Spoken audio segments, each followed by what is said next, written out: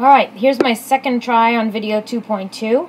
Today we're going to be talking about atomic structure. We're going to talk about subatomic particles, the nature of a neutral atom, and electron configuration of neutral atoms.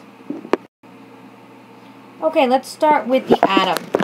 When we have an atom, we can subdivide that atom into three main subatomic particles. Those subatomic particles are called the proton, the neutron, and the electron. The proton is located in the nucleus, and it has a positive charge. The neutron is also located in the nucleus, but it has no charge. And the electrons are located in orbitals or electron clouds around the nucleus and have a negative charge. What is not written on this slide, and it must be written into your notebooks, is the fact that protons and neutrons have a mass of 1 atomic mass unit. Electrons have a mass of 0 atomic mass units. Take a moment now and write this in your interactive notebook. So the protons and the neutrons, oh that's bad, but okay, have atomic mass of 1 AMU. AMU stands for atomic mass unit. So protons and neutrons weigh 1 atomic mass unit, and electrons have no mass.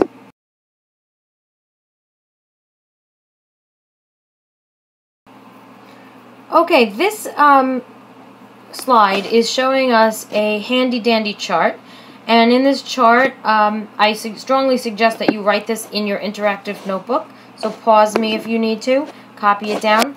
This chart gives us the three main subatomic particles, the proton, the neutron, the electron. It tells us what their relative charge is. So you can see very clearly here that a proton has a charge of +1, neutrons have a charge of 0, and electrons have a charge of -1. It also tells us what the mass is in atomic mass units for a proton, a neutron, and electron. I want to take a minute to define an atomic mass unit for you, just in case they ever ask you what the heck an atomic mass unit is. Okay, so an atomic mass unit, one atomic mass unit is equal to 1/12 the mass of a carbon-12 atom. So imagine you have something that weighs 12, and you divide it into 12 pieces. One of those pieces is an atomic mass unit. That's basically what they did. They took a carbon that has a mass of 12, they said, alright, we're going to divide it into 12 pieces, and each one of those pieces is going to be how big one atomic mass unit is. So a proton weighs 1 atomic mass unit, and a neutron weighs 1 atomic mass unit, and the electrons weigh 0 atomic mass units, or if you really want to get technical, an electron weighs 1/1836 an atomic mass unit. So if we're talking about the mass of an electron is taking one proton, chopping it into almost 2,000 pieces, or 1,836 pieces, and taking one of those pieces, and you get the mass of a proton. So an atomic mass unit is huge compared to the electron's atomic mass unit, and then we can say that electrons weigh 0, because that number is so tiny compared to a proton. When we discuss protons and neutrons, sometimes they're going to use the word nucleon to refer to them. A nucleon is anything that is located within the nucleus of the atom. So protons and neutrons are nucleons. Take a minute and write this down in your notebook. Okay, so now once we got that down, once we've got the vocabulary for protons, neutrons, electrons down, we now have to use our reference tables to figure out where we're going to find the number of protons, the number of neutrons, and the number of electrons.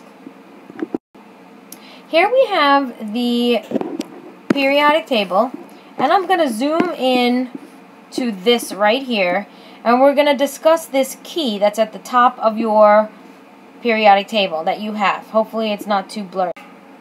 Alright, on this key they have the atomic number, which is right here. Atomic number stands for the number of protons. Take this time to write that in your periodic table, in your reference tables. that the atomic number is also equal to the number of protons. So every time you look at your reference tables, you'll remember that the atomic number equals the number of protons. And every single element has a specific number of protons in its nucleus. Carbon always has 6 protons in its nucleus. I zoomed in to sodium and magnesium. Sodium is right here. The symbol is Na. I zoned into sodium. It has an atomic number of 11, which means it has 11 protons. Magnesium, Mg, has 12 protons. Potassium, K, has 19 protons. And calcium has 20. Oh boy, someone's at the door. Okay, I'm back. Now we have a number in the upper left-hand corner called the atomic mass. And the atomic mass is a combination of the number of protons plus the number of neutrons. Okay, so take a moment to write that into your periodic table on your reference table so that you know that the atomic mass equals the protons and the neutrons. Now, there is an atomic mass that's listed here. It's not a whole number. That is not a whole number because that atomic mass is the average mass of all the naturally occurring isotopes of carbon in the universe. We will get to average isotopic mass in a later program or a later video in this particular unit. So just hold on there. For now, what we're going to do is we're going to round this number to the nearest whole number or nearest tenth, depending on what the question asks. So if the question says round to the nearest whole number, then you'll round to 12. If they say round to the nearest tenth, it would be 12.0. Alright, we need to write some notes down in our notebook about atomic number. And the atomic number, like we saw in the key, is the number that identifies the atom. It is also based on the number of protons. And because protons have a positive charge, and they're the only thing in the nucleus that has a charge, because the only thing in the nucleus are the protons and the neutrons. And the protons, let me get a pen. Protons have a charge of +1. I'll abbreviate protons with a P. They're +1 charge, and neutrons have a charge of 0. When we look at the nucleus of an atom, if we want to know what the charge is, all we have to do is look at the protons, because the neutrons have no charge. So the protons also tell us the nuclear charge. You have to know this because they ask this a lot. What is the nuclear charge of this atom? And it's always equal to the atomic number. Okay, let's take a look at this example. In this example, I put the helium on the sheet here, and you see the helium has an atomic symbol of capital H and lowercase e. We can see that there are two numbers here. There's a 4 in the upper left-hand corner and a 2 in the lower left-hand corner. What does the 2 in the lower left-hand corner tell us? Well, it tells us the number of protons is 2. It also tells us that the nuclear charge of helium is a +2. The number in the upper left-hand corner is the atomic mass, and it's been rounded for us to a 4.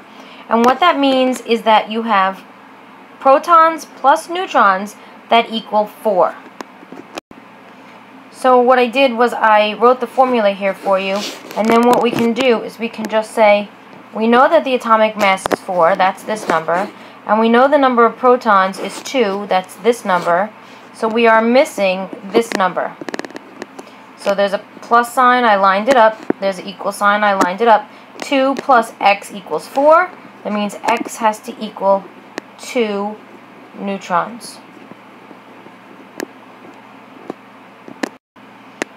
Okay, moving quickly through this video, I want to just touch base on Table O, which is a reference table that you have available to you, and its purpose is to give us some nuclear symbols, but we haven't done the nuclear chemistry unit yet.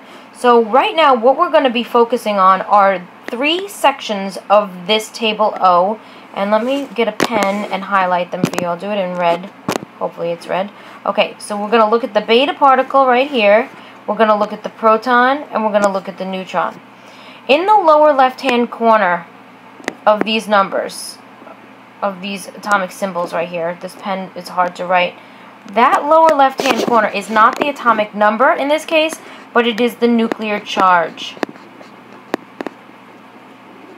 So you can see that a proton has a charge of +1, a neutron has a charge of 0, and a beta particle, which is also called an electron, ooh, bad writing, okay, hopefully you can read that, has a charge of -1. This table O will help you with memorizing the chart that I showed you earlier, the one that said mass, charge, and location. So the bottom number, just keep in mind, is the atomic, is the nuclear charge. Okay, it's similar to the atomic number, but it's not for these particular ones. The top number, let me erase this. Hold on. The top number, I'll change my color to blue so we don't get confused. So this top number right here, this top number right here, and this top number right here stand for the mass. And you will again see that the proton has a mass of 1, the neutron has a mass of 1, and the beta particle has a mass of 0. And keep in mind, once again, the beta particle is an electron. I'm going to start writing an electron as a little E minus, electron with a negative charge. Okay, that E minus stands for electron, so you'll see me write that quite a bit during the course of the year. Okay, quick recap. At this point in the video, you should be able to name the subatomic particles, mainly the protons, the neutrons, the electrons. You should be able to tell me what their mass, their charge, and their locations are. You should be able to calculate the number of protons in an atom, the number of neutrons in a particular isotope of an atom. The word isotope is big and fancy, don't worry about that. You should know that the atomic mass equals protons plus neutrons, and by knowing that, you should be able to calculate the number of neutrons. You should be able to define atomic mass, and you should be able to tell me what other words are synonymous with atomic number, mainly the number of protons and the nuclear charge. The very next thing that we need to talk about is something called calculating electron configuration of neutral atoms. So let's go do that now. An electron configuration of a neutral atom is how the electrons are set up in an atom that has no overall charge. So neutral basically means it's not positive or not negative. Not positive, not negative. Okay. I know these are not the best videos, but hey, we're working through it. Okay? So if it's neutral, that means the number of protons equals the number of electrons. Now, we need to take out a periodic table. The periodic table gives us the electron configuration of a neutral atom. So let's zoom in and take a look at carbon. Ooh, that's fancy. Zoom in. Okay, so we've got carbon here. Carbon in the lower left-hand corner, right underneath the atomic number, there's something called an electron configuration. You might want to take out your reference tables just because it's easier to see. This is a little bit blurry.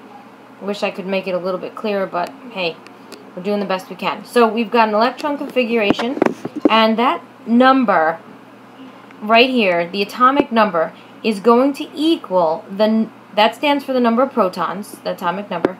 This number, this electron configuration tells us there are 2 electrons. Let me get a pointer out here. Come here, pointer. Yoo-hoo.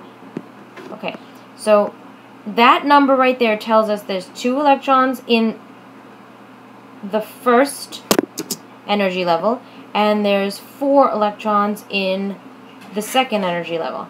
So in total, there are 6 electrons in this carbon atom. Notice that there's 6 protons. 6 protons, 6 electrons. That's not a coincidence that they're the same. And if you look at any other element on the periodic table, let's zoom into, it's really hard to read. Aluminum. Take a look at yours. Hold on, the dog is scratching at the door. Hold on a second. See, this puppy wanted to learn all about chemistry too, so I took his picture so you can see that he just came in and laid down at my feet. Okay, so we'll put him on the side. Now, aluminum's really hard to read, but you have your periodic tables out in front of you. So, because you have your periodic tables in front of you, you can see that this is a 2, and then it's a dash, and then there's an 8, and then there's a dash, and then there's a 3. The atomic number of aluminum is 13.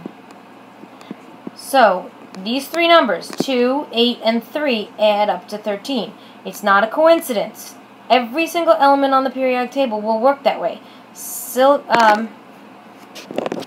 you scroll over, silicon, same basic idea. That's 14, 2, 8, 4.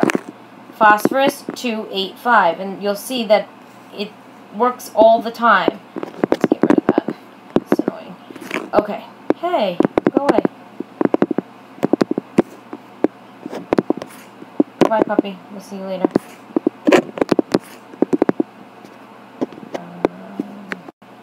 Okay, so I zoomed back out on the periodic table of elements. I got rid of all the other stuff that I had up here on the desktop. Make sure that you know how to read a neutral electron configuration, because as we go through this unit, we are going to be expanding on that. We're going to have to do electron configurations of ions, and we're going to have to do grounded and excited state electron configurations. On the periodic table of elements, what it is giving you is the neutral electron configuration in ground state for that particular atom. Okay? Ground state means that the electrons are in the lowest possible energy levels, or the lowest rings that they can be. And so when you look at carbon again, those 2 electrons are in the first ring. That first ring can only hold a maximum of 2 electrons. The second ring can hold up to 4, but there's only only 8. Hey. There's only room for 8 electrons, and so there's only 4 electrons there. It's not full. So if I added another one, like if I went to nitrogen, which is the next element over, where is it? Okay, see how there's 1 more electron? Well, that second ring is not filled until it gets to 8 electrons.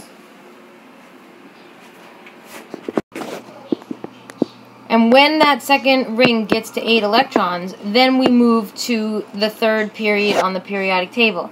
And then that gets us into the periodic table unit. So I'm going to leave it at that. We are getting a little bit long here. So I'm going to wrap this up. At the end of this video, you should be able to write neutral electron configurations in the ground state. You should be able to identify 3 subatomic particles. You should be able to calculate number of protons, number of neutrons, number of electrons in a neutral atom. And finally, you should be able to draw the electron configuration for the neutral atom. I hope this video helped. I'll see you in class. Until next time.